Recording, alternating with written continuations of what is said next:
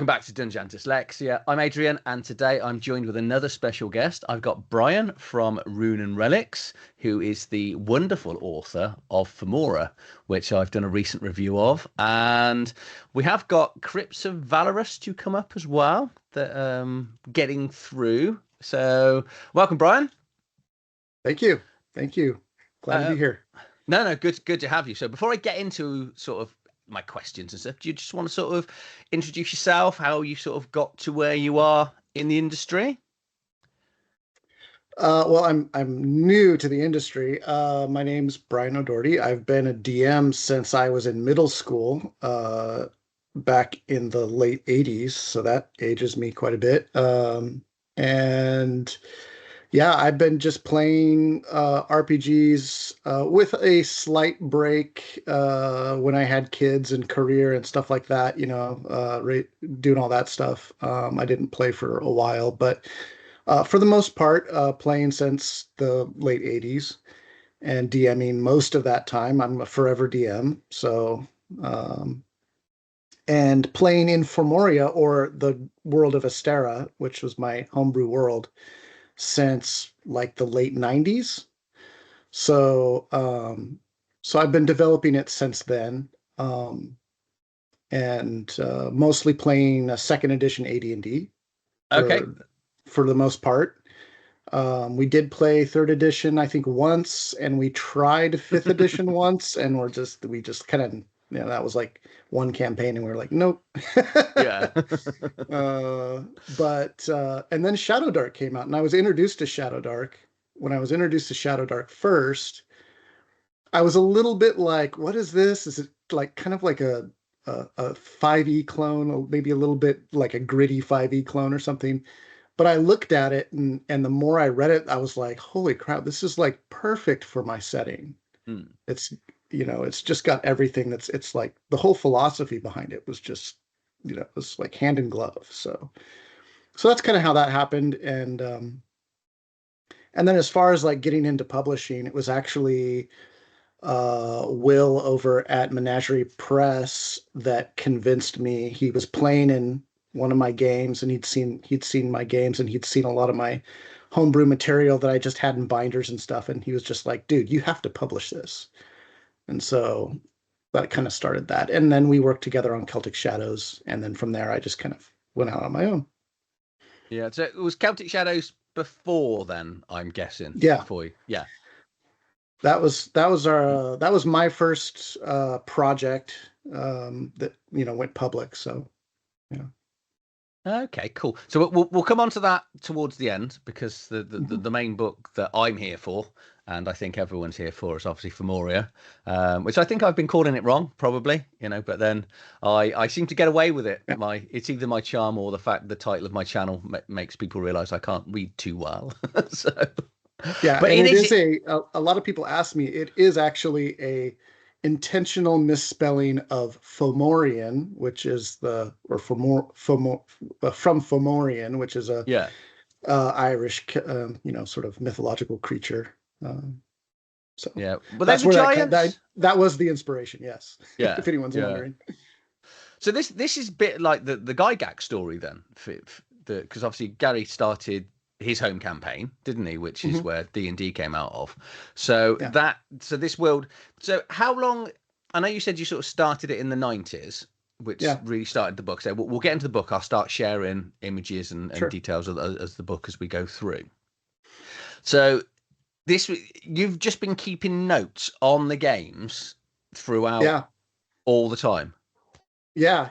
And I would, after every sort of, I would keep notes during the campaign, but then once a campaign concluded, I would actually like update the historical document. Yeah. Because I basically kept a history. And so I would just update that. And then over time, it just kind of grew and grew. Now, for the book, so like every DM, a lot of the modules that I actually ran were published modules as well. So I had homebrew modules, but I also had published modules, and a lot of that did not go into the book for obvious reasons. But all the homebrew stuff did. Yeah. Okay, because you've got this is the main world of the book, isn't it? Sorry, the main area of the book. That is the main area that we have been playing since probably the early aughts. Yeah. Yeah. Okay. So, But then you go into the main book with this, and if I mhm. hopefully that is really the area we're looking at, ish, isn't it, in the book, give Yeah, or actually even take? smaller than that. It's Yeah. just that little Oh, sorry. Yeah. area. It doesn't include England, does it? Technically, Yeah, Fianna it's like on there, that so that little it's here, corner isn't it? there. Uh-huh. Yeah. Yeah. So Yeah, have you pretty actually much. ran adventures in the rest of the world as well? Have your players actually sort Yep. of been at? Yeah. Yeah. In fact, we started in Oh, okay. Let me put it back. I knew that had happened. I thought if I come off the map, you're gonna no reference problem. it. So you can see the map is like it's based on like kind of the old Greek kind of world, Yeah. ancient ancient Greek world map, right? Very reminiscent of Earth. So we started actually in that middle sea, that Mediterranean kind of area. So that like Um, Tauros here, that. yep, Corvala, Tauros, Catalia, Arcacia, all of that entire region. And at the time, I was running more of a. It wasn't really Dark Ages. It was more like late Roman or like Roman Empire type Okay. vibe. Yeah. And we played in that scenario, like in that world, for maybe like maybe 3 or 4 campaigns, I want to say. Um, so a lot of that history that is in the book that is from that region are from those early campaigns that we played. Cool. So are there plans to bring out that area, and are you in a position where you could do it? Yeah, I could certainly. I have a lot less material in that area only because it was so long ago. Um, so like, gosh, back then I was using uh like old. It wasn't even. I don't even think we were using Word A lot of it was just handwritten notes and like Yeah. hand drawn maps and stuff that some stuff that I've lost. So um but yeah, definitely I could definitely expand into there for sure. But I want to also expand to the north. I want to do Fianna, I want to do the Fjordlands, I want to do all of there's a lot of places I want to go in the future, but um Because that's actually my favorite part of the book, and I think I covered it in my review. mhm. It's the two forest areas on the map, because that's basically feels very much when I was going through it. So what was it? Here we got the Norwood here and the The Black Norwood, yeah, Forest, because and that's the got Black Forest. the two sort of Scandinavian type tribes in there. And I was like, Yeah, okay, this the is very sort of Viking adjacent type things going on, which is a really good era. right. And just a disclaimer, of course, it's meant to have a Dark Ages vibe, but it's not meant to be like a literal academic paper on the Dark Yes. Ages or anything. This it's a fantasy setting, so keep that in mind. But it's not like Dark Ages France or something like that. Um, Well, no, because you got but elves, yeah, so like dwarfs, yeah, you got orcs. elves, you got dwarves, you got dragons, you But got orcs, you got undead roaming around. I mean, it's your typical fantasy setting. Maybe not typical, but what I try to do is, and I talk about it. That first section of Formoria is kind of all about this. Is I try to um, keep things far more primitive than your standard fantasy setting.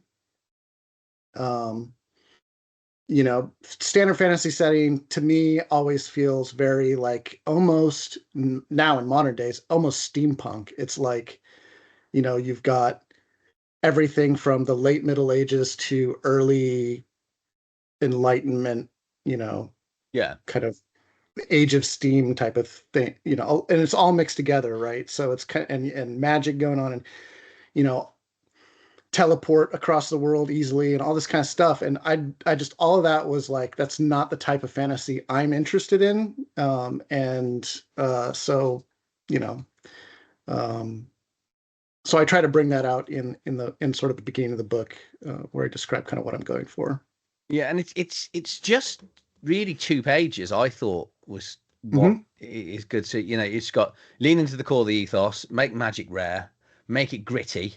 But you then got this bit, make it warm and light, and I was like, okay, how does Yeah. that make sense? But it's like gritty because it's sort of dark, and Mm-hmm. the technology level, but everyone is like loving families. They play games, share meals, so it's a warm environment.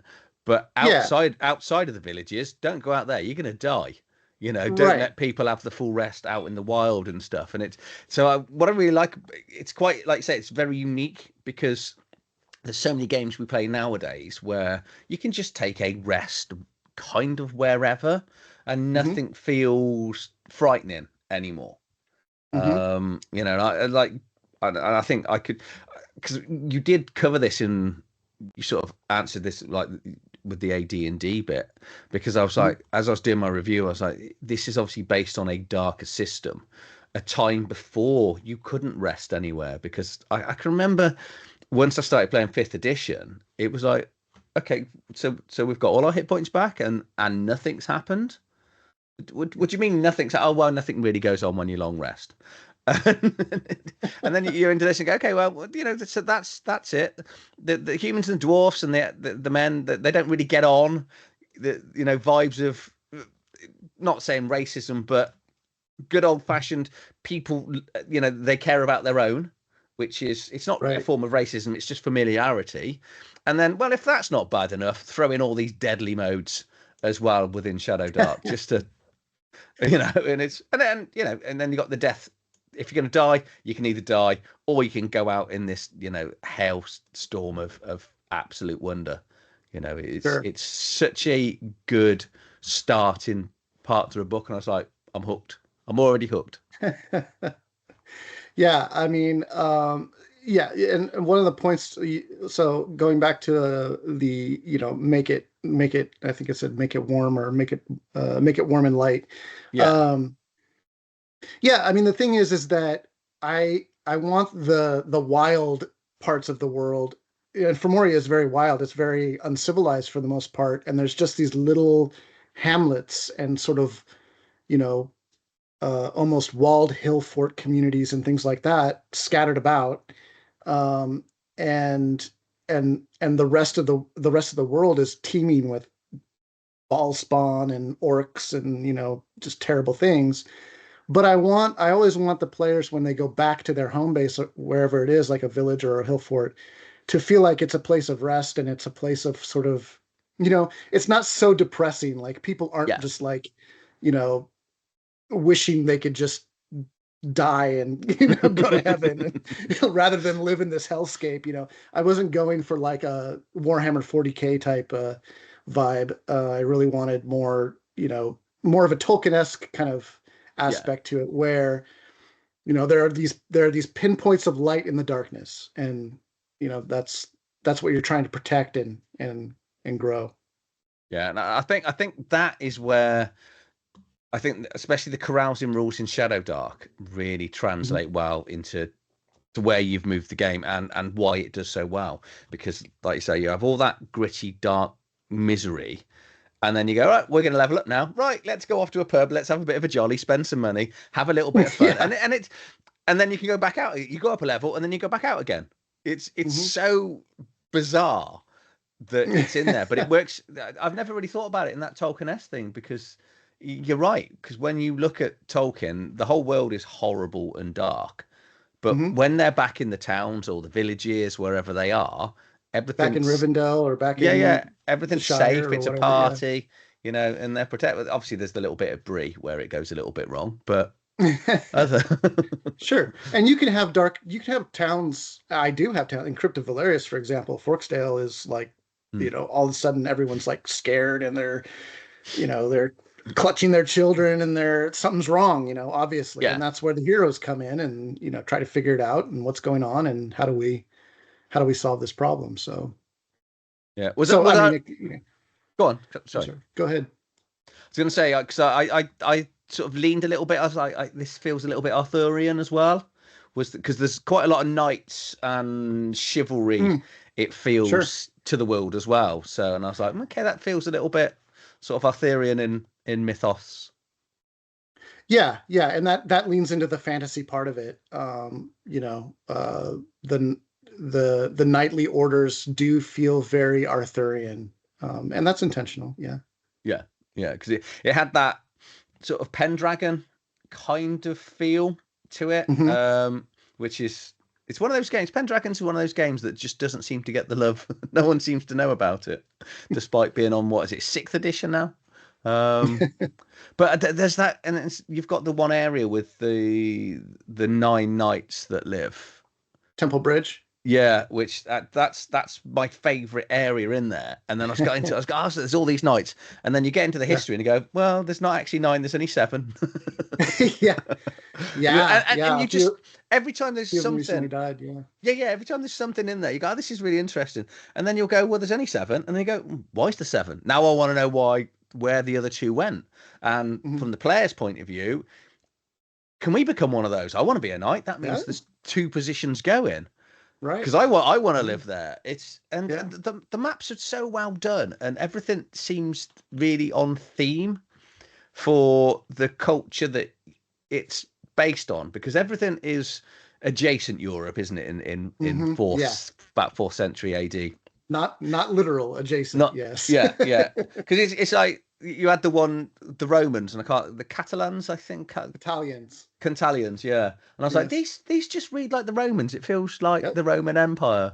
And then you've got the adventure at the back of the book, which talks about, and I was like, yeah, that's definitely a Roman centurion that's died. And because it's one of my favourite periods of history. Mine too, yeah. Yeah, and I think I love all history. I'm an avid amateur reader of history, but so yeah, I do try to bring those strings into my campaigns, and I obviously take a lot of influence and inspiration from history.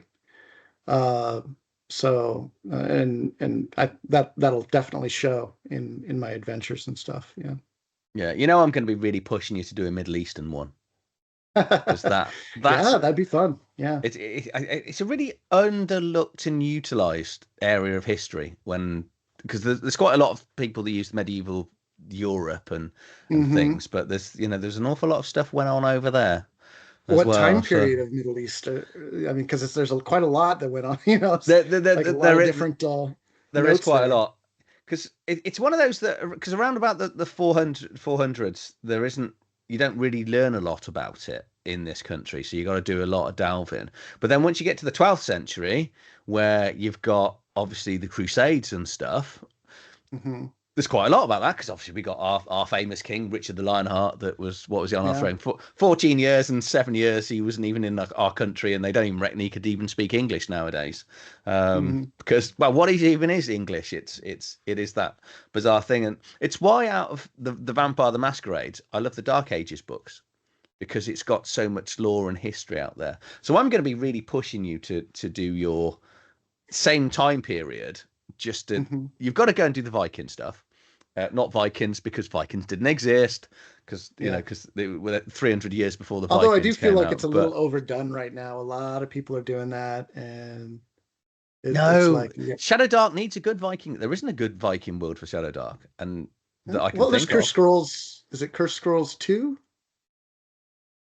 I think it's Cursed Scrolls I've not 2. read it, so. Oh gosh. Yeah. I've kind of gone all in on the latest Shadow. When it first came out, I missed it. I did what a lot of people. Oh, there we go. I think a lot of people did. I'm messing up with my. There it is. Cursed Scrolls 2. Right. Okay. So I am looking at that, but 3. I'm sorry. Cursed Scrolls 3. Yeah. So yeah, I've gone all in on the latest one, which is dreading it. I'm hoping all the tariffs and stuff. Oh, the Western Marches. Yeah.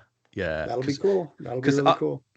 I was trying to stay away from Shadowdark. I was like, this is just the next fad, and it will go away. I didn't back the first Kickstarter, and then I read the book after it came out, and I was like, this is really good. Yeah. Actually, I want to hate this, and it's probably one of the best systems I've read for playing most games because it's It's easy. really well done. Yeah. Yeah, Mm-hmm. yeah, yeah. It is mad. And then so I discovered you through Foxoff RPG. Oh, okay. Um, Yeah. he was like have a look at this. Go on this, get on this Kickstarter, which was the Crypt of Valorous, I think. So I ended up doing. I got to you backwards because I backed that Kickstarter to then Mm-hmm. get the Formoria book all in Mm-hmm. one place. Mm-hmm. And then you sent them all out sort of overnight. And then yours is one of the first ones I've actually read and then kept reading and went, I've got to do a video on this because I don't, or because at the pace that I read. Well, I'm Um, happy. I'm happy that it's readable. well, it's not that it's well, obviously it's readable, but it's really interesting. And Thank you. I said it in my review, and then you said it back to me. There's the bit where you talk about past heroes and stuff, and as I was going through, I was going, I bet this is previous characters that have Mm-hmm. died, and you were like, Mm-hmm. yep, and I was like, oh, it's just such a book of love. It's amazing. I wish I think everyone's now is whoever watches this is going to go, do you know what? I've been in this game for 30 odd years. Why didn't I write down everything I've ever done? Because now I could have made a Yeah. book on it. There you go. Yeah. Because Yeah. You because certainly it's can. because you can't even fault it because it's got 30 years of playtesting. So when people are, Yeah. it's it's designed from the ground up. Everything is created. But what I like is it's been created together with you and your friends over the years. Yeah. So With my players. Yeah. is it still the same group you've got going on now? No. No. The group has changed a lot over the years. So I was playing it with my high school and college friends in the early years, and now I play an open table in my local area. During COVID, I did a campaign on Roll20, uh, and that a lot of the history, a lot of the things and events in history and characters come from that campaign, Yeah. because it's the most recent completed campaign. And then the current campaign I'm doing is open table. I run it at a local game store, and yeah, that's been going on for over a year, something like that. Oh So man. So open is it so anyone can come any week and then people come yeah, and yeah, it's go? sign up. There's a Discord. I got it back here. This PDX OSR Discord is run by a local guy in Portland. Portland is just such a wonderful place for tabletop role playing games. Very active community of gamers. Um, so there's a gentleman in Portland who runs this PDX OSR, and it we use it to organize all kinds of open table OSR games, not just Shadowdark, but so the campaign I currently run weekly is actually still an AD&D second edition game. And then I run another table which is Shadowdark. So I'm usually running at least once and often twice a week, running games. So um, but yeah, so now the current campaign that I'm running is in Formoria, or both of them are in Formoria. So we have two simultaneous campaigns going on. How do you And so, cope? which is fun. It's kind of fun sometimes because the two parties will hear about each other. Like they'll hear one does something and they'll be like, "Oh, I heard this rumor of blah blah blah," So that part of it's kind of fun. But they're two different systems. So one is Shadowdark and one is AD&D Second Edition. Yeah. Um, yeah, so we're actually running in our AD&D group. We're running a very heavily modified Temple of Elemental Evil. Okay.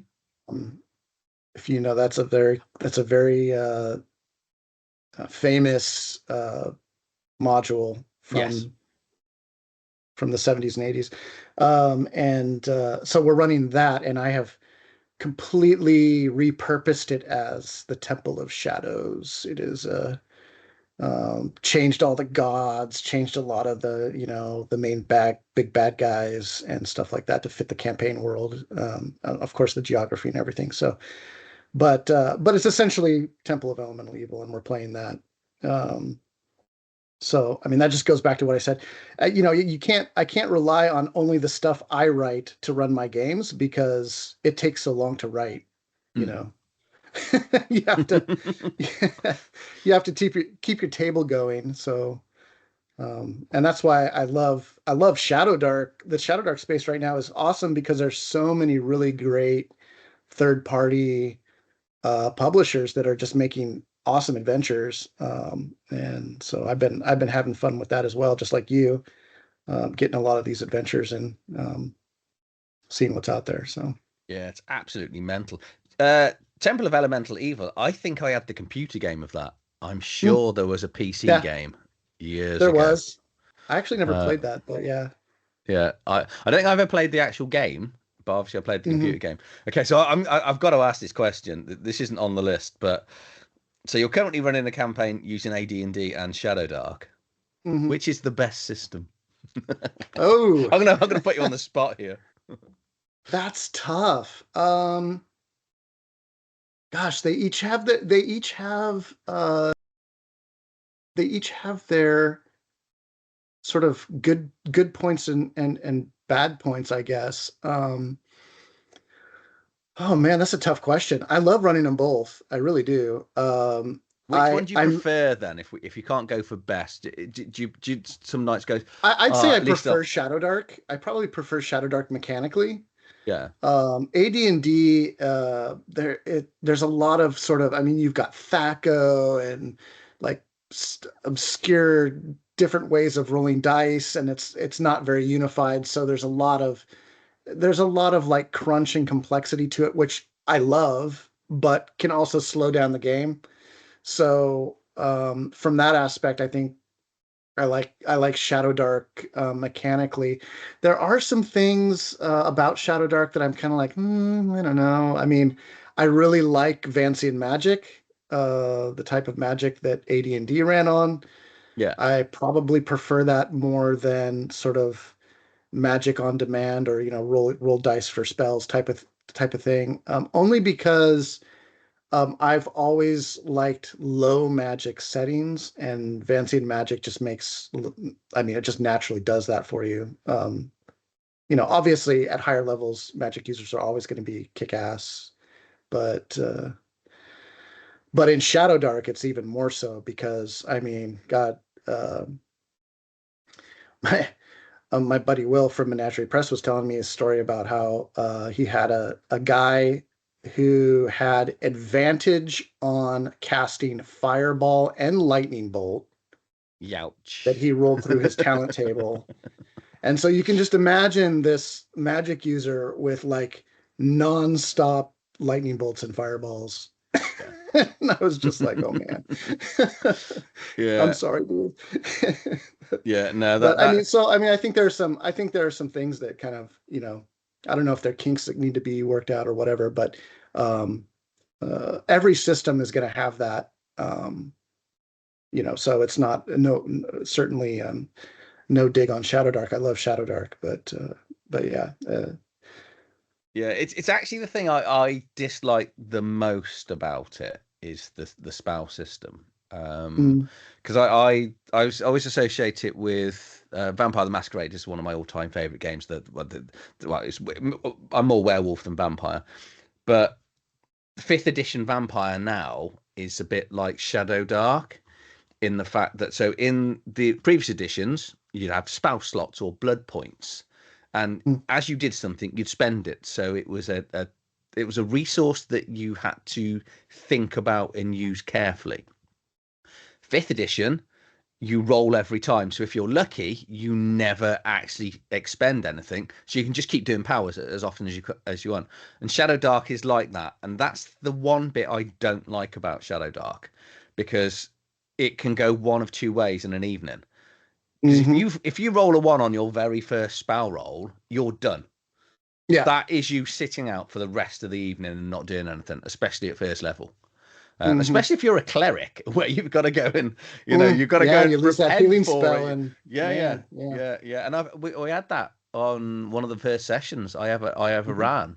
The cleric rolled a 1 on their healing spell, and that was the dungeon pretty much over, because it was the end, because there was nothing they could do.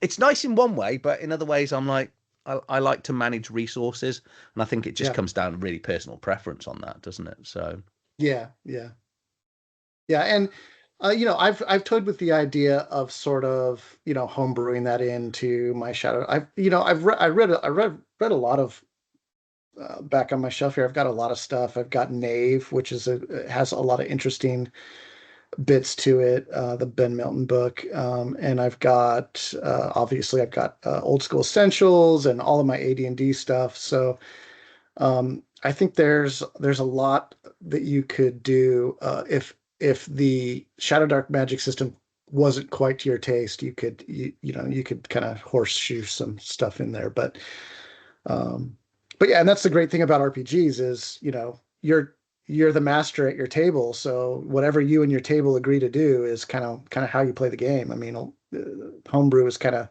been a part of the game since the inception. So, but it's across everything.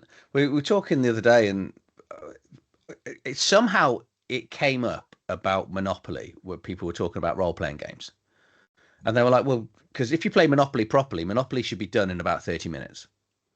Because if someone lands on something, it's meant to get bought. If you don't buy it, everyone else can buy it. But no one actually plays the rules properly. Everyone pretty much homebrews Monopoly, so it takes 3 hours. And role-playing games are pretty much the same. I can remember the first game I ever ran, which I can't think what it's bloody called now. It's just jumped out of my head. Rolemaster, which was like one of the most complicated systems. And in the end, it was only when you've spent time in a book and then you go back and go, actually, I've got all these rules wrong. But it's irrelevant, because as long as you're consistent and everyone plays it the same way, it doesn't matter. Because I think we will see Shadowdark where it is now, and I think Shadowdark and the Morkborg systems, they're definitely overtaking 5th edition. I think in popularity. Yeah, oh, for sure. That is. I mean, the strongest thing that Shadowdark has going for it is that its rules are concise, simple, and really easy to understand. And so, and that's just you can't beat that. I mean, and I think it's I think you're right. I think that's the future of RPGs for sure. Yeah, and then there'll be the next big thing, because it will happen. There are faults or flaws, but also I think what we've seen is, if you look at like starting with AD&D and then going on to 3rd edition and then like 4th edition, 5th edition was kind of like the pinnacle and really started going. And then as time gone on, practically everyone's gone, do you know what? That's quite simple, but I actually want it less simple now. You know what I mean? There was, and that's where these two systems really fall in place. But it's like once you own a book, though, you don't need to, because I've just picked up Suburum, don't know how to pronounce that, the Free League game, and I've done the 5th edition equivalent, because their D20 system's awful. I just don't like it, and I run it with 5th. I quite like 5th edition. I don't like a lot of the WotC products because of the way the adventures are written. And that's the bit that I'm really enjoying with the third-party content that I didn't realize existed so much until I started this channel on Drive-Thru RPG. Because 2-3 years ago, I'd never have backed your book. Because I was like, I had this snobbery in me that if it's not a published book, it's probably not going to be good. And this is the bit that I'm enjoying doing on my channel, is discovering sort of newer authors or creators that have been around for a while that are now slowly getting published. It's really the community is mental, as in like just how vast it is, but still quite small, if you get what I mean. Yeah, it is really a small world, actually, when you get down to it. But so where would you like your book to go? Where do you sort of, is it where you want it to be currently? I mean, that's an interesting question. I don't really have expectations. You know, I was mostly just happy to see it in print. You know, almost for my, like, selfishly, like for myself, like, oh, I get to hold, Completely. Of course not. I finally get to hold my, you know, my campaign world in a book. And Yeah. I mean, literally that was enough for me. But um, I'm really actually kind of surprised and yeah, just humbled by the reaction that it's got. Got a lot of positive feedback on it.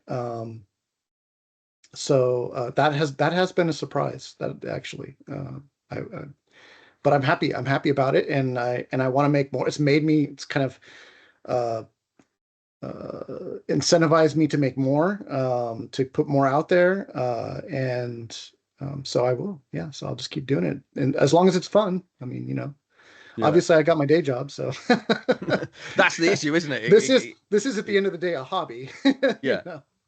Yeah, but you don't want it to be anymore, do you? Do you look at your day job going, oh, I could be sat in Portland with all these people that are technically playtesting my next module, True, or I could yes. be sat here at work doing whatever it is that you do. Yes, obviously, yes. If it was successful enough that I could, you know, quit my day job and do this, I would obviously do this. Yeah. It's a passion project for me, so it's you know, that would be great. But I don't bank on it, and I just kind of keep trying to enjoy what I do, and keep trying to put out good stuff, you know, and see where it goes. Yeah. So do your players at PDX, are they now aware that they are technically beta testing your next expansion? Oh yeah, yeah. Do they Yeah, try to get epic deaths? Because if I was in your game, I'd be like, do you know yeah. what? I want an epic death because then you're going to put me into one of the heroes of the book. Yeah, no one's actually no one has actually tried that yet. No one's done elected to do that. They go for the death time. And actually what I've another local friend of mine, Wordfall Press, um, they made a system called Mortal Peril, which you can find on Drive-Thru. And I've been using that as well. And I won't go into it too much, but basically what it does is it kind of works like, you know, you take constitution damage and once you get below 0, Yeah. and there's some other effects and stuff like that. And that's fun as well. Another system on the AD&D side that I use is a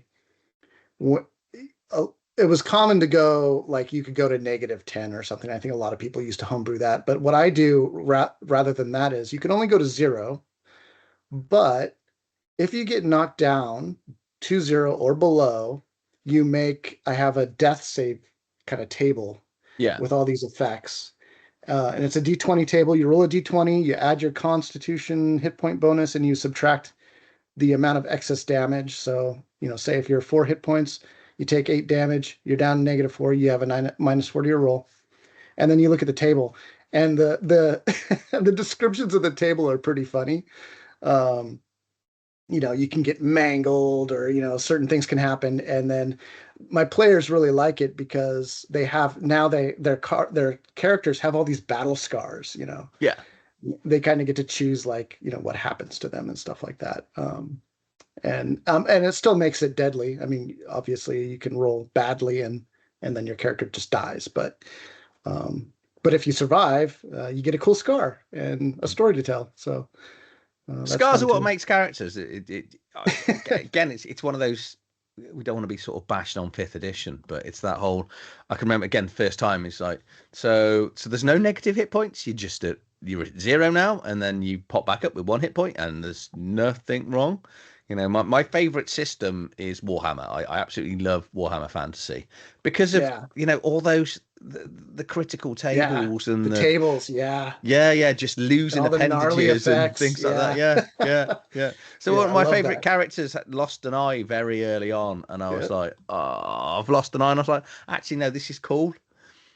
I've just, and then when you lose your hand, and then you got to learn to fight with the offhand and stuff. It just makes characters interesting. I love that stuff. Yeah, absolutely. I love that stuff. Yeah. So we've got Crypto Valorous, which is Yep. so that was it's actually, I don't think it is your latest expansion because, your latest Kickstarter, because Learning and skills. Yeah.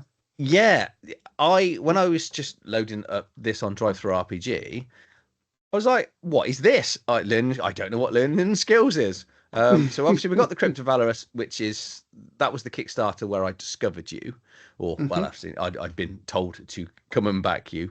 So I just want to have a look at that, and then we'll have a quick conversation around learning. Let's do learning and skills while we've got it. So, what is this?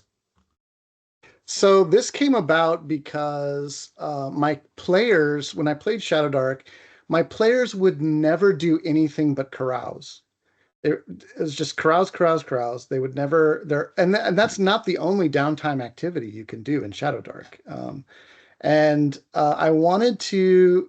I asked them, kind of why that was, and they said, well, I was like, why don't you ever try to learn something or, do the learning downtime activity? And they're like, well, because I don't really know what it does. And I don't have any idea like what I can learn. And I just really don't know, what is, what does it consist of? What can I do? So I kind of just wanted to create something where I could just put that in front of my players and go, here you go.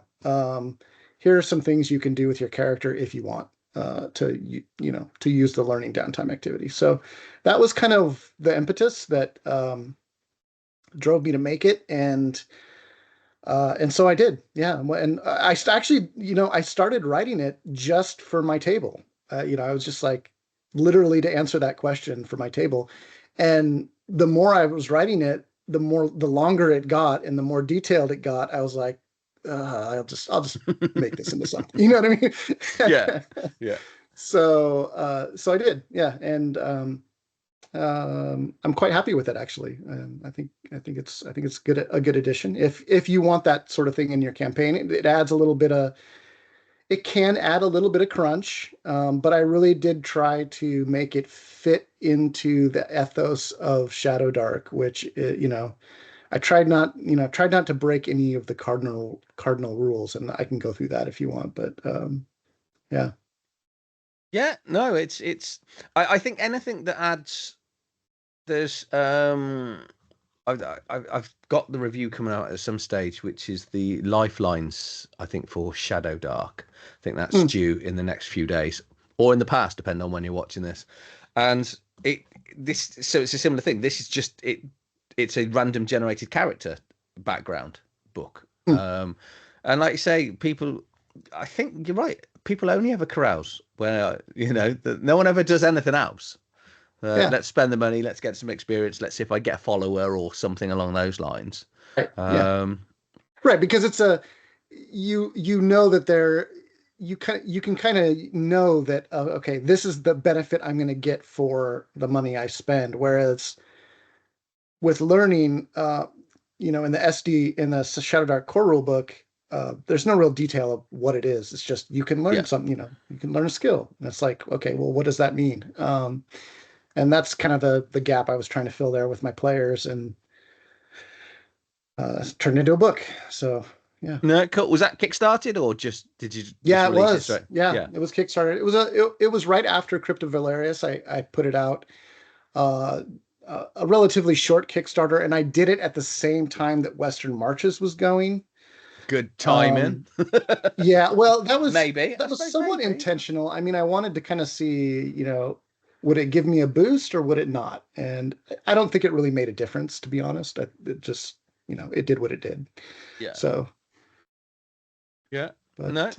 So that's one I'll have to grab and have a look at get it on to throw it out. Because that's just I do like more interesting downtime things, because I'm playing through Soulbound on a Sunday I'm actually playing in it, so I managed to get not behind the screen on this one, and that's got some, because again it's Cubicle 7, so they will have an awful lot of downtime, but there's normally only 2 or 3 things that players do because they go, right, Mm-hmm. what's the biggest advantage for me per amount of what money I mechanical spend? advantage can I get for Yeah, doing this on my downtime? yeah. No. So that's cool. Okay, so right, I still on screen share? I can't tell. I haven't. I've come off it. So we've then got. Let's just. It's here, isn't it? So here we've got Crypt of Valorous, which again is on Drive-Thru RPG. Mm-hmm. Which I'm not going to show much of this because it's an adventure, and I don't No like spoilers, right? No. I do it with. I always sort of say when I do my videos. So this is what we got. So it's a 70-page adventure for levels 1 to 3. Because at the end of the Formoria book, there is an adventure. Yeah. That talks about Valorous, isn't there? Valorous is not Yes. the main guy in the adventure, and I was like, oh, okay. Mental note. So this then, I assume, takes them back to the you local. can so the adventure in the back of Formoria it's a very small adventure. I mean, Yes. it's like probably 3 hours runtime. And it's really just meant as an introduction, like a launching point. It could be played as a funnel, so you could do it with 0 level characters. Um, yeah, I mean, and it's kind of like it's like the cardinal sin of adventure writing. It's very linear, but it's supposed to be just, it's basically supposed to be that way. It's just an introductory adventure. And in that adventure, like you said, Valerius is introduced. Um, and and if you play that adventure, the players would have reason to go to Forksdale to go right into Crypt of Valerius. Um, but you don't have to have, obviously, you can just run it. I mean, you don't have to have that. There are plenty of hooks in the adventure that you could use that don't involve doing Trouble in Louisville first. Yeah, because this is a good little one because we've got the Temple Bridge, which is where my favourite knights come from, all 7 of them. Yeah, yeah, And then obviously you got the big town of it because this is Lowville here, isn't it? Which is where the yep. adventure is set. Oh, I don't know why it keeps doing that. And like I say, it's just one of those turn up the place, go and investigate. Hmm. Um, and then say again, I'm not going to show any more than this Hmm. because of spoiler reasons. And I do like the fact that you do get that bit of Valorous that then sort of leads into the next part of the adventure. Sure. So, but yeah, I've had my first read through, but to get to a stage where I review anything. I normally do in 3 or 4 reads, so I do like a read through, but it's like the telly's on, and I'm just sort of Yeah, sat in an a evening. skim through. Yeah. To getting a gauge of what's going on, the layout of the book and stuff like that, and then I'll start going through several. Then I'll do another one. Well, I'll make some notes on the sort of things I want to talk about because when I try and do it, I try to talk about something on each page without sort of pausing on pages too long, which can be quite tiresome sometimes. Especially Yeah. when people go and write, your massive Formoria book. But I use tiresome in the nicest way. So I absolutely loved reading that, and it's like even things like the gods and stuff because you've got the gods are yep these are very much it's got that Greek god Mhm. and Roman because obviously the Roman gods are exactly the same as the Greek gods with different names feel to it. But you've then Yeah. got your own story right at the back on how the gods all started. Hmm. Uh, you got too much time on your hands. Well, Uh, yeah, and yeah, keep in mind it was a long time, a very long yeah, time for putting all that together. But yeah, yeah. No, I want more. I do want to see more yeah, of I the want to world make more. Yeah. because it's I've started a group on Monday on my Discord, so we're not starting this Monday because it's bank holiday. So it'll be the following Monday, and I've got a 3-session window to Hmm. do something. And I was going to see if we can get the Crypt of Valorous in because the book doesn't seem that long. Hmm. Is that going to be doable, do you think? So it's going to give me about When we play 9 hours, tested I it, think. I think I want to say it was maybe 4 or 5 sessions, right around there. Okay, that's no good because I what I'm trying to do is I so the people everyone's gone. We don't mind doing a campaign, and there's one Yeah, person's gone. I only want to do 2 or 3 weeks. yeah, So I kind of want to start a campaign going to yeah, conclude when the one player wants to drop out to then yeah. carry on going. Yeah, Where and it depends on your players too, because I could see how some players would just roll right through it. My players tend to be really cautious, and they, you know, first hint of danger, and they're out of there. yeah, So yeah, so there no, was a lot of like going in and coming back out, and going in and coming back yeah. out, and a lot of that. But yeah. Yeah, so these are new people. There's one person that I've played with, and he's been in my group. He's one of my best friends, and so we've played together since we were teenagers. And the rest are just people from my Discord, so I don't know. I've never Mhm. ran a game for strangers technically before, Mm. and I'm absolutely terrified. Absolutely, I feel like I don't know the rules of Shadowdark now because you just do I don't know what it is, Yeah, but yeah, yeah, it's just trying to find something because there was there were several adventures I wanted to run, and you just only having 2 or 3 weeks is such a short window because you don't know, like say, once you've done character creation you don't know how long you've really got. So I might yeah. even just start with Lowville, Mm. and then just see where they go from there. Yeah, and um Louisville is certainly just a one session. I mean, take that. I've run Louisville probably 3 or 4, maybe more times, and with different groups, and it's always done in 3 or 4 hours. Yeah, yeah. Because So, my thought was what I might do is try and make Lowville a couple of weeks. Because if I hex crawl it to Lowville, like two mhm. random hexes, I can drag it out a little bit. Is my logic with a couple of little sort of Yeah, throw some random encounters and a yeah, few yeah, a and few a few mini dungeons here and there, 5 room yeah, dungeons, yeah, yeah. Watch them die, and I go, oh, is that it? Sure, yeah. Yeah. No, cool. So if as a forever DM, is there a Mhm. game that you want to play if you could actually just have your players just go, do you know what? I'll run this for this week, Brian. What would you like to play? Is there anything out there that you keep spying? Ooh. Um,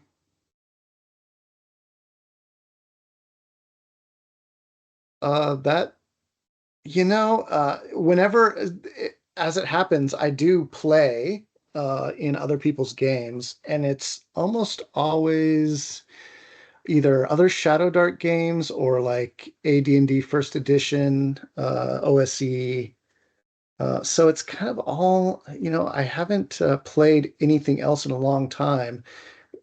I played Vampire the Masquerade, I played Shadowrun, I've played, um, you know, Mech Warrior, I've played all kinds of different role-playing games, but Rifts I played for a while. But yeah, I don't know. It's a good question. You, I'm always down to play. So whenever my friends come up and they go, "Hey, let's play this," I'm like, "Yeah, sure." Yeah. But it's mostly fantasy then, by the sound of things, is what you're kind of playing at the Recently, it moment. has been. Yeah, it has been recently. I not to say I love sci-fi, so I would totally be down for some sci-fi games or something else. But yeah, it's definitely been mostly fantasy um, for the past few years. Yeah. Yeah. So you're currently working on anything at this moment in time, or is it just Yeah, so I am working on I'm drafting or redrafting because I had them drawn up in pencil, but I'm redrafting maps for the next dungeon adventure, which follows on from Crypt of Valerius. So it'll be levels 3 through 5 is what I'm targeting there. And I've actually play tested it already. So I've run it. I kind of know, what I want to do with it. So yeah, that's what I'm working on right now. Um, Time frames for And Kickstarter, or too early to say? probably a bit too early to say. I'm in the very early stages of drafting it, so I don't like to start Kickstarters until I've got it pretty well drafted. Um, Yeah, I thought that was a bit crazy with Crypto Valerius because the Kickstarter finished and you went, "Here's the book."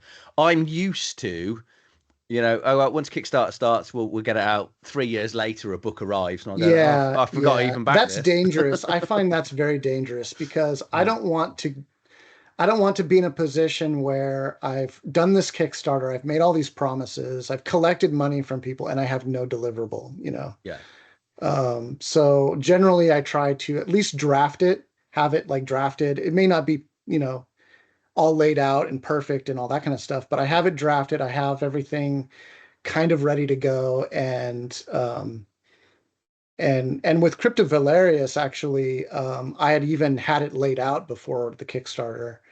And I had a lot of the art assets and stuff like that. Um, so that was pretty well ready to go. So yeah. Um, but yeah, that's what I'm working on right now. I will have like a character card thing going out. That's just going to be little cards that have pre-generated Formorian characters on them. So all the Formorian character classes and stuff like that. I'll probably put that out. That's just a little project I did with in conjunction with Menagerie Press. And but the main thing I'm working on right now is that next adventure. I want to keep doing adventures. I really like writing those. It's been a lot of fun. Crypto Valerius was really fun to write. So I enjoyed that quite a bit. yeah. Yeah, no, speaking of Menagerie Press, I think that's a really good segue. I like what you did there. You deliberately went, let's talk about Celtic Shadows, or Celtic Shadows, as some people might say. Yeah. That's the weirdness of this country, how we can just keep pronouncing the same words different ways. So this, from what you said, this wasn't on your own. I want to say label then, publishing No, company. yeah, this is put out by Menagerie Press. I co-authored it with Will. And he did, I mean, he pretty much did all the layout and editing and everything like that.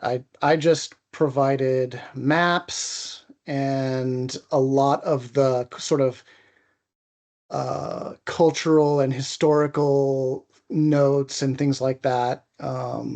He did all the adventures. I did most of the, like, Yeah, sort of setting cultural notes and stuff like that, because of the two of us, I was the most versed in Irish mythology.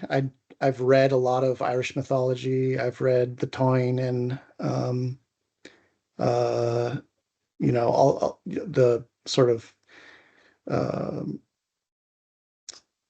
the chronicles of the Red Branch and all that. yeah.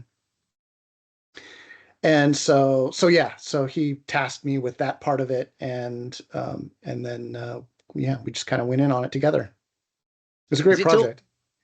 Yeah, because again, this is something I stumbled across. I was just looking for things on Drive Through RPG.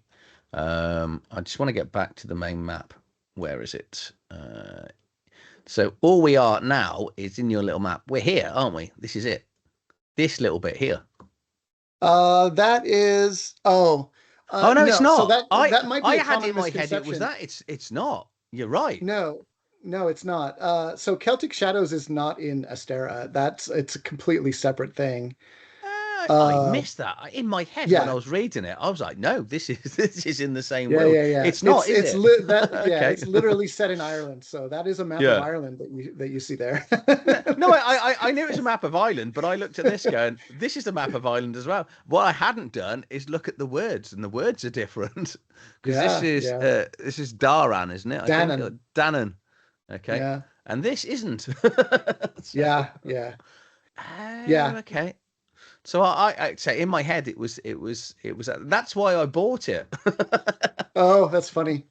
Yeah, no, we just wanted to do something a little different. I love Irish mythology, and of course, I am descended from Irish people, so Irish immigrants to the New World.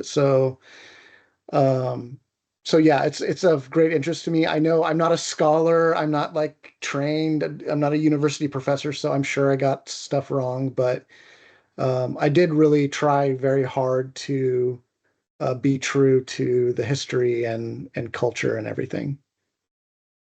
Yeah, but it's still fantasy, isn't it? So if you've got things slightly Yeah, of wrong, course, it's still fantasy. Yes. it Yeah. doesn't overly matter because you've got lots. There was lots of alien race, well, not alien races. That you've got here we go. So it's the different factions, haven't we? You've got the Yep. Fomorians and the Furbog. The Verbal. Furbogs, Yeah. the giants. If I remember, I can't quite remember. They are well, Um, in Irish mythology, they're not necessarily giants, no, but in D&D they are. They're giant kin yeah, in D&D, but yeah.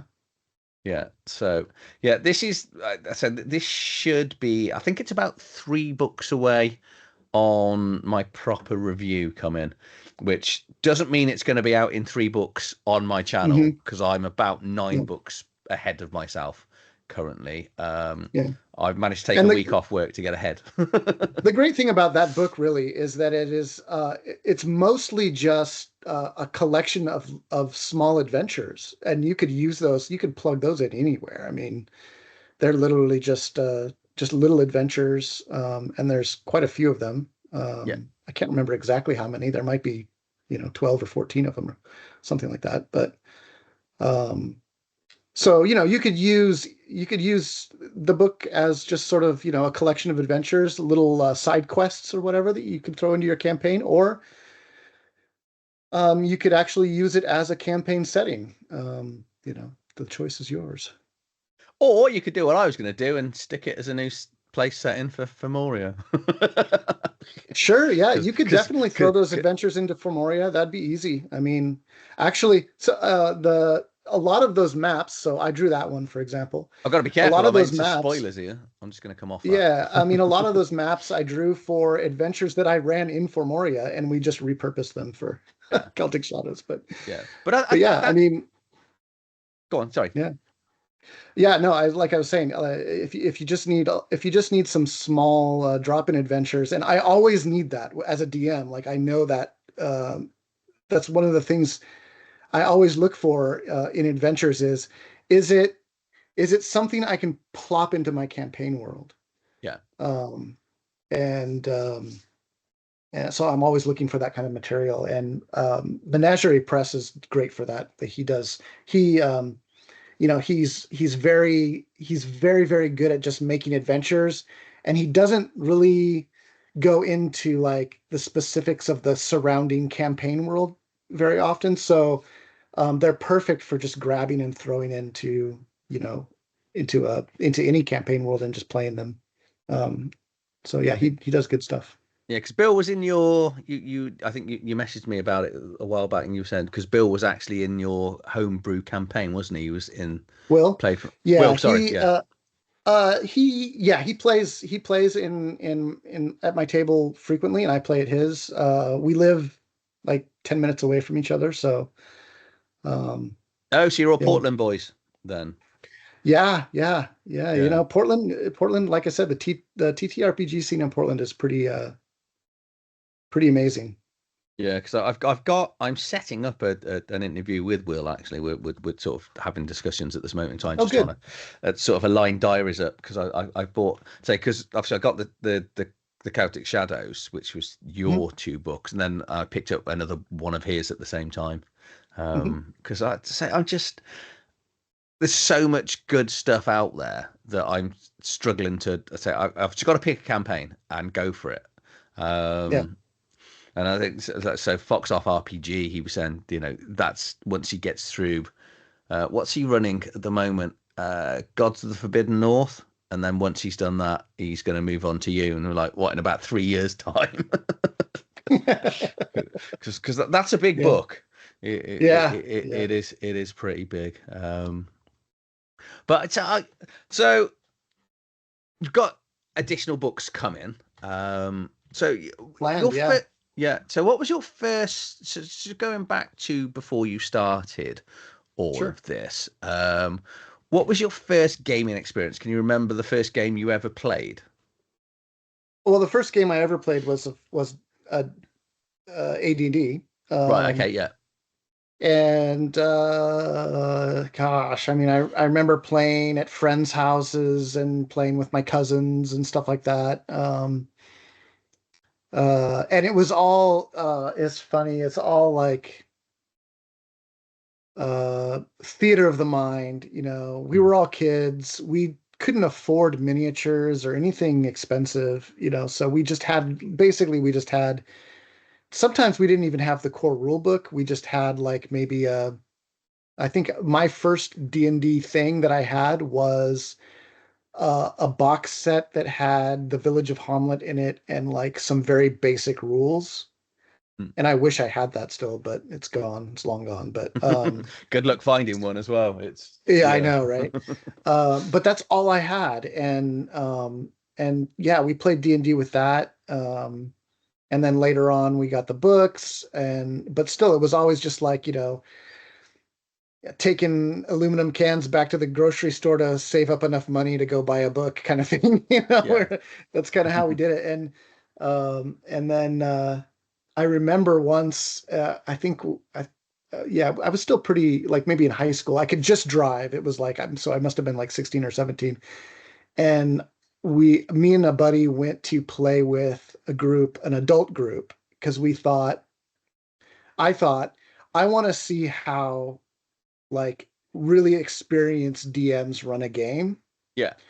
And so we did. We went, and they had all of these minutes. They had this whole like table with like terrain and miniatures, and you know, all these guys sitting around this table, you know, um, and they were playing AD&D, and oh my god, it was the most boring game of D&D I've ever played in my life.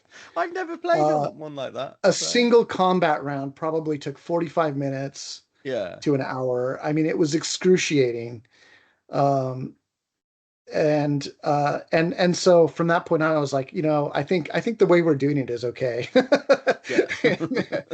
uh, I'm sure, you know, I'm sure they were having fun, but for me, it was like I was so used to playing theater of the mind and running things so fast paced and not sticking so closely to the rules, but rather just, you know, just rolling dice and going with it and making rulings rather Yeah. than relying on rules. And just, you know, that's sort of how we all played, because we had to. We didn't have, you know, we didn't have a whole collection, like a No. whole shelf of Yeah. books, you know. Um, so Yeah. And yeah, then and I think that's why I like Shadowdark so much, probably. yeah, they were bashed up books as well because what Oh we yeah. were students when I first got in. I was 16 or 17, and the group that I play with, most of those had been doing it. So there was a couple that were doing it from sort of like 9 or 10. But yeah, it was just one paperback book that had been handed around, and you know you were sticking pages back in because they all fell out. Not like Slay. Did you ever have Slay? That just the whole No. book just fell apart within about a week. So yeah, that was the book that we had to go to the college library, and you know the hole punch where you'd put holes in, and Yeah. then you buy a leaf folder, and then you had Uh-huh. to put the plastic circles in to stop each page ripping. So the middle, Yep. oh, it was just Oh horrific. God, the old AD&D monsters compendiums were like that. Yeah, They constantly pages get ripped out, and oh, they were a nightmare. yeah. Yeah, See, yeah, I remember spoilt that. nowadays, aren't they, with PDFs? Absolutely Yeah, yeah, spoilt, and yeah. stitch bound books with you know, the thing that does annoy me with modern books, and I don't know if you think the same now, is the sheeny covers look really nice, but they're not practical because all that happens is they get scratched as you put them back on your shelves, Hmm. and then once they're scratched, you're like, mm. Yeah, uh, yeah. Although what I love about nowadays, I mean, people.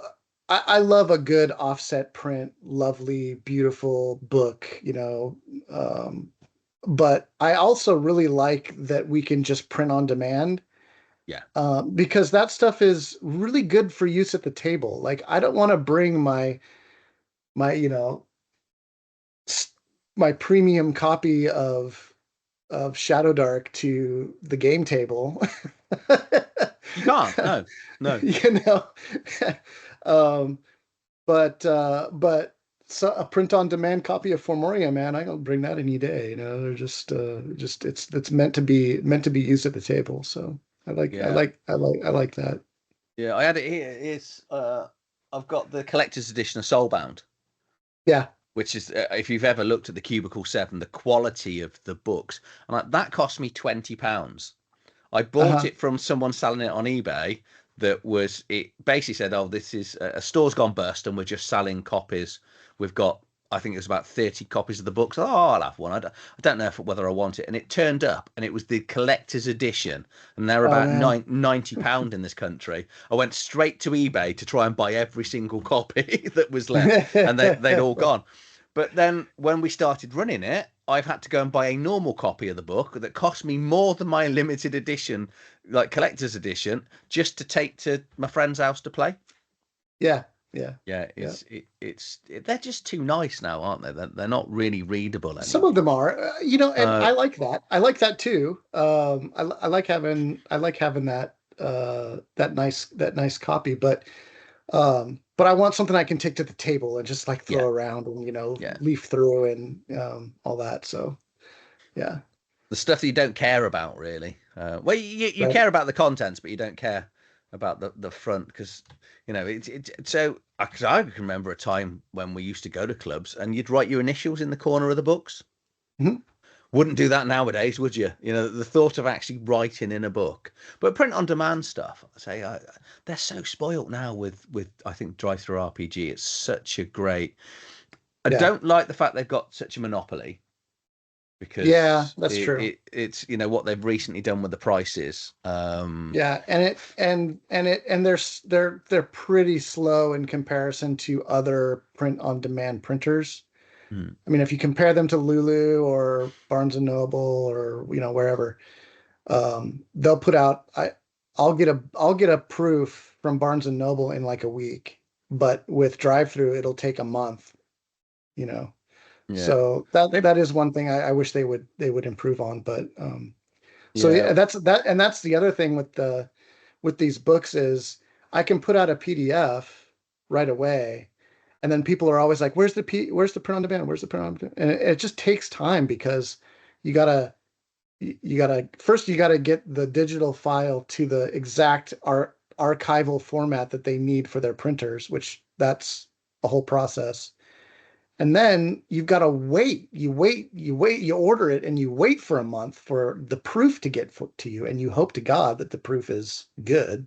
yeah Because if it's not, then you got to fix whatever's wrong and then go through that whole process of waiting again. And so, you know, people are like, wow, why is it taking so long? You know, you know, but it's like, it's really just literally, I'm waiting, you know, I'm just waiting. yeah. So there's no priority list then for publishers on there I compared to don't really, I customer. really don't know how it works in, you know, in the Yeah, back there, but yeah, you have to order the proof before you can even push the button to make it go live. You have to order the proof and get the proof yeah. delivered and all that. Yeah, because see, I've started using them an awful lot now for, especially things like Lulu and stuff for humble Mhm. bundles. Because humble bundles they're just insane. Yeah. Just what comes in those offers, and you go, "Do you know, what? I'm not even sure if I like this, but 15 quid, I'll put another fiver in for charity. I always basically go up to the next level of whatever I'm buying just so the charity gets something. And sometimes you buy a whole load of games and you go, no, don't like this. But then the rest of the time you go, this is absolutely amazing. And then I'll go and get it printed off. But the one thing that well, you've actually been really nice. Um, and obviously you're sending me out a copy of Formoria.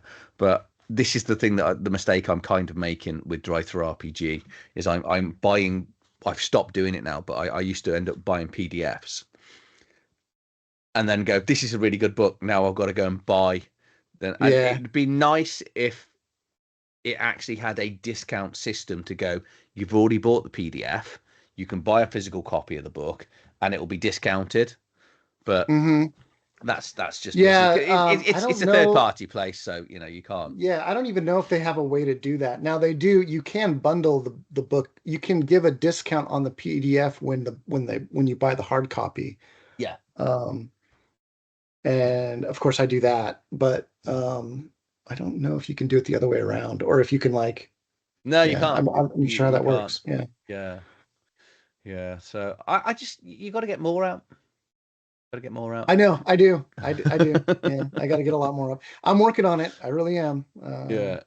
And I do. So yeah, just to give you an idea of like kind of what's in my head. So obviously this next adventure that I'm working on, this is going to be more of a hex crawl. It's going to be based in the Sawtooth Hills and the Spiderwood area. And so there will be at least 3 dungeons, and then probably some other little bits and pieces around the sort of map, the hex map. And so I'm really excited for that. It'll be bigger than Valerius. It'll be a longer book, obviously, because it'll have more in it. But